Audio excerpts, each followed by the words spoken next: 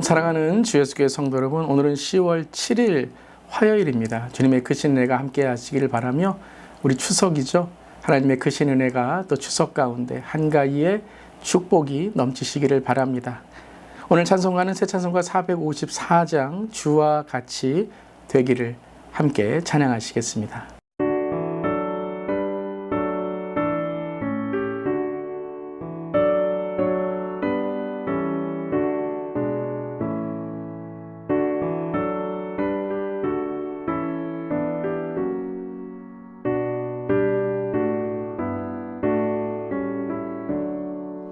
주와 같이 되기를 내가 항상 원하니 온유하고 겸손한 주의 마음 주소서. 세상에서 우리가 나그네로 있을 때 주의 형상 닮아서 살아가게 하소서. 비록 작은 새라도 돌보시는 나의 주, 나와 함께 계시어 나를 지켜주소서. 마음이 깨끗하기를 내가 항상 원하니 악한 마음을 버리고 살아가게 하소서.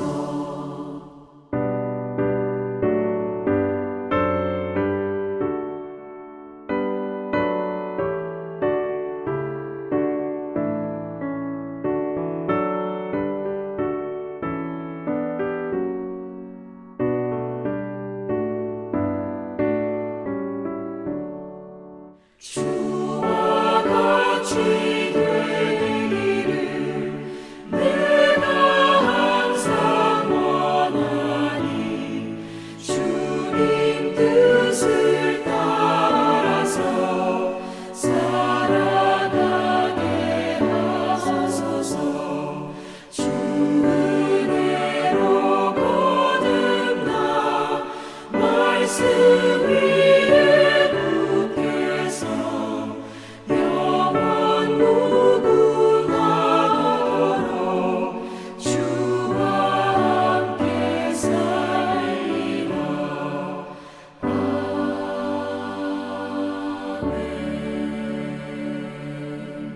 아멘. 오늘도 주님과 동행하며 주님을 닮아가는 우리 모두 되기를 바랍니다. 오늘 말씀은 로마서 14장 13절부터 23절까지의 말씀, 하나님의 말씀 함께 나눕니다. 그런즉 우리가 다시는 서로 비판하지 말고 도리어 부딪힐 것이나 거칠 것을 형제 앞에 두지 않도록 주의하라. 내가 주 예수 안에서 알고 확신하노니 무엇이든지 스스로 속된 것이 없으되 다만 속되게 여기는 그 사람에게는 속되니라. 만일 음식으로 말미암아 내 형제가 근심하게 되면 이는 내가 사랑으로 행하지 아니함이라. 그리스도께서 대신하여 죽으신 형제를 내 음식으로 망하게 하지 말라. 그러므로 너의 선한 것이 비방을 받지 않게 하라. 하나님의 나라는 먹는 것과 마시는 것이 아니요 오직 성령 안에 있는 의와 평강과 희락이라. 이로써 그리스도를 섬기는 자는 하나님을 기쁘시게 하며 사람에게도 칭찬을 받느니라. 그러므로 우리가 화평의 일과 서로 덕을 세우는 일을 힘쓰나니 음식으로 말미암아 하나님의 사업을 무너지게 하지 말라. 만물이 다 깨끗하되 거리낌으로 먹는 사람에게는 악한 것이라. 고기도 먹지 아니하고 포도주도 마시지 아니하고 무엇이든지 내 형제로 거리끼게 하는 일을 아니함이 아름다우니라. 내게 있는 믿음을 하나님 앞에서 스스로 가지고 있으라. 자기가 옳다 하는 바로 자기를 정죄하지 아니하는 자는 복이 있도다. 의심하고 먹는 자는 정죄되었나니 이는 믿음을 따라 하지 않았기 때문이라. 믿음을 따라 하지 아니한 것은 다 죄니라. 아멘. 하나님의 말씀입니다. 하나님의 말씀에 감사드립니다. 자, 로마서 12장부터 16장까지는 구원의 실천의 말씀이다라고 하였죠. 즉 구원받은 자로서 어떻게 우리가 살아가야 되는지에 대한 말씀이 계속됩니다. 이제 로마서 14장에 들어오며 바울은 교회 안에 서로에 대한 비판의 문제를 다루고 있습니다. 특별히 초대교회 안에 우상에게 드려진 이 고기를 먹는 문제에 대해서 많은 논쟁이 있게 되었는데요.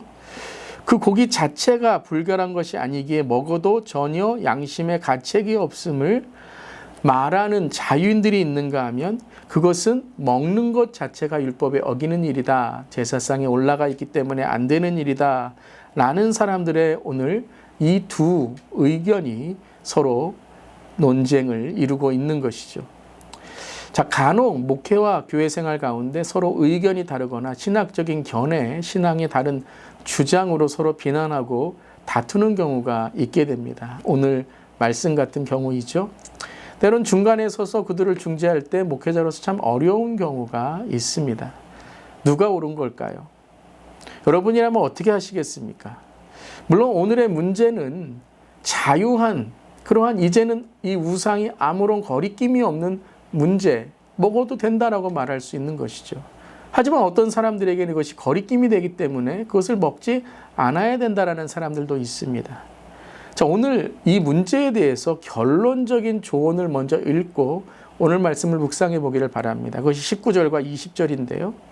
그러므로 우리가 화평의 일과 서로 덕을 세우는 일을 힘쓰나니 음식으로 말미암아 하나님의 사업을 무너지게 하지 말라.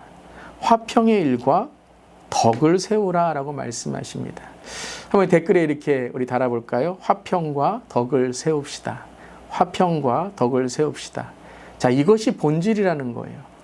다시 말해서 하나님의 사업, 하나님의 사역이 본질이고 음식의 문제는 비본질이라는 거죠. 화평과 덕을 세우는 일이 본질이고 서로 다른 견해와 주장은 비본질의 문제다라는 것이죠. 비본질의 문제로 무너뜨리는 것은 오늘 말씀처럼 하나님의 심판이 있을 것이다 라는 거예요. 어떤 음식을 먹는가, 어떤 음식을 먹지 않는가 보다 더 중요한 것은 우리가 살아도 주를 위하여 살고 죽어도 주를 위하여 죽나니 우리가 사나 죽으나 우리는 주의 것이다 라는 고백인 것입니다. 자, 그렇다면 여기에 우리의 묵상 포인트를 함께 나누기를 원합니다. 그러면 먹고 안 먹고의 기준이 어디에 있을까요? 자, 먼저는요, 우리가 이러한 문제 속에서 어떤 규칙과 원칙을 논하고 있을 때 잘못된 오해가 될 만한 그러한 견해들, 행동이 있다는 거예요. 첫 번째는 모든 걸 다 구원과 연결하는 겁니다. 자, 구원 받는 건가요? 구원 안 받는 건가요? 이렇게 시작하면요, 대답이 될 수가 없는 거예요. 모든 걸 구원과 연결하기 때문이죠.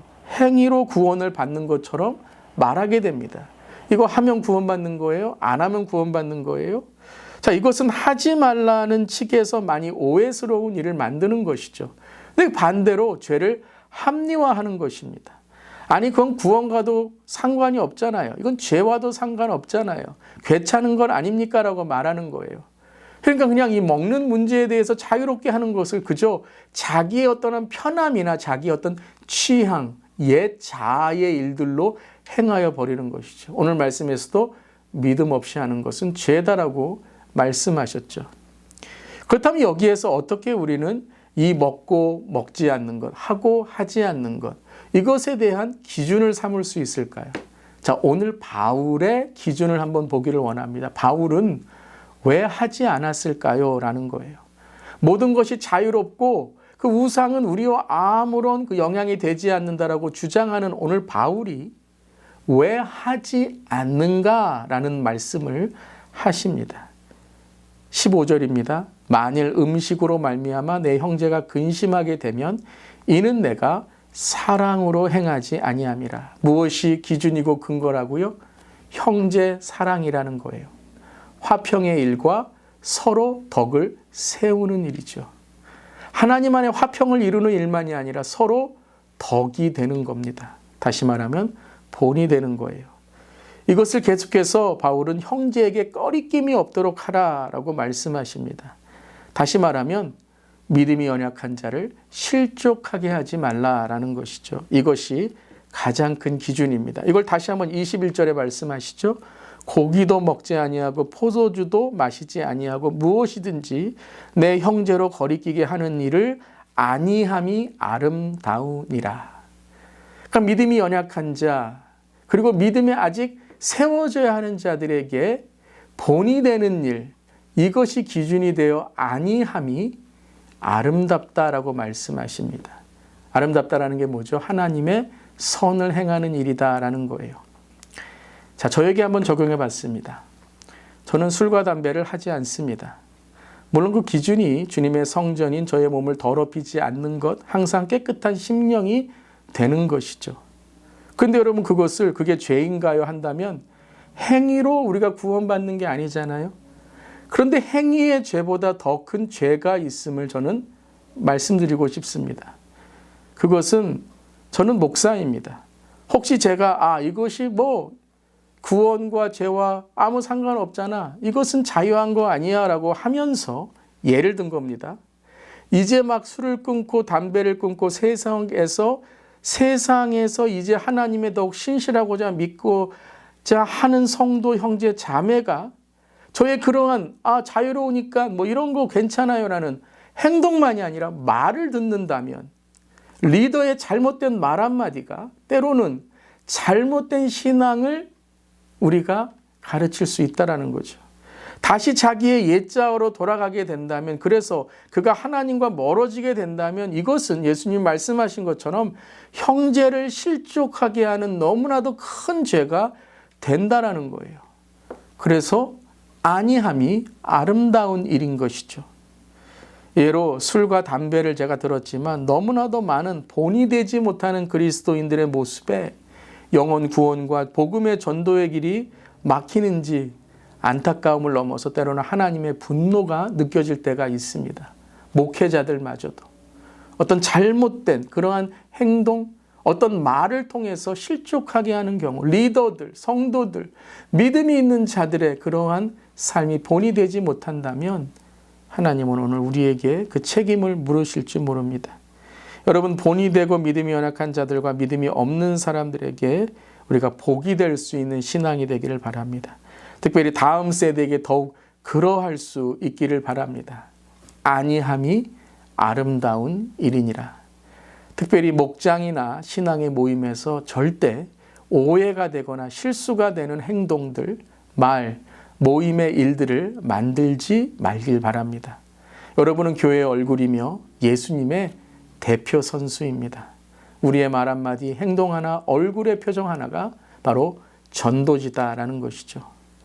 혹이라도 율법적인 정죄의 죄책감을 갖고 계신 분들이 계시다면 오늘 진리 안에 자유하시고 성숙과 성화로 나아가실 수 있기를 바랍니다. 거룩한 산 제물로 다시 하나님께 내 삶을 드림으로 이제 주님과 함께 동행하는 거룩한 성도의 삶이 되시기를 바랍니다. 오늘 마지막 17절입니다. 하나님의 나라는 먹는 것과 마시는 것이 아니요 오직 성령 안에 있는 의와 평강과 희락이라. 오늘도 하나님의 나라를 살아가는 본질의 믿음을 지켜나가는 우리 모델 될 수 있기를 바랍니다. 아멘. 오늘 두 가지의 기도 제목입니다. 다른 이들을 비판하기에 앞서 내 자신을 돌아보는 회개와 본이 되는 믿음을 갖게 하옵소서. 화평의 일과 덕을 세우는 일에 힘쓰며 늘 주님의 사역에 앞장서는 리더와 성도가 되게 하옵소서. 아멘.